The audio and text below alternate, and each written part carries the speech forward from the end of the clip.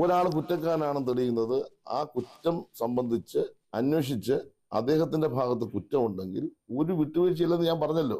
അങ്ങനെ കുറ്റം ചെയ്യാത്ത ഒരാളിനെ രാവിലെ എഴുന്നേറ്റ് ക്രൂശിക്കാൻ പറ്റും. അത് ഇന്ത്യ കണ്ട ഏറ്റവും പ്രഗത്ഭനായ ഒരു കലാകാരനാണ്.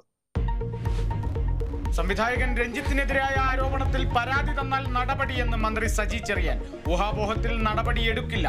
കുറ്റം ചെയ്യാത്തയാളെ ക്രൂശിക്കാനാകില്ലെന്നും മന്ത്രി. നടി ശ്രീലേഖ മിത്ര രേഖാമൂലം പരാതി നൽകണമെന്നും സജി ചെറിയാൻ. ഹേമ കമ്മിറ്റി റിപ്പോർട്ടിൽ തുടർചലനങ്ങൾ. താരസംഘടനയായ അമ്മയിൽ ഭിന്നത തുടരുന്നു. നടൻ ജഗദീഷിന് പിന്തുണയുമായി കൂടുതൽ താരങ്ങൾ എത്തിയേക്കും.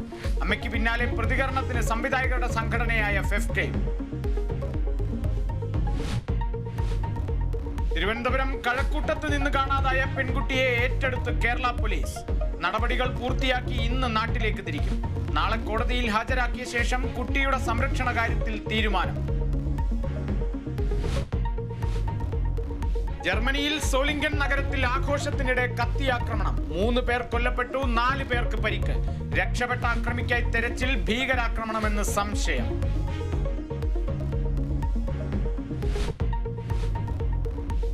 അന്താരാഷ്ട്ര ക്രിക്കറ്റിൽ നിന്ന് വിരമിക്കൽ പ്രഖ്യാപിച്ച് ശിഖർ ധവാൻ. ആഭ്യന്തര ക്രിക്കറ്റിൽ നിന്നും വിരമിച്ചു.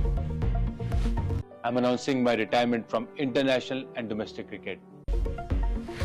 സ്നേഹത്തിനും പിന്തുണയ്ക്കും നന്ദി അറിയിച്ച് ധവാൻ.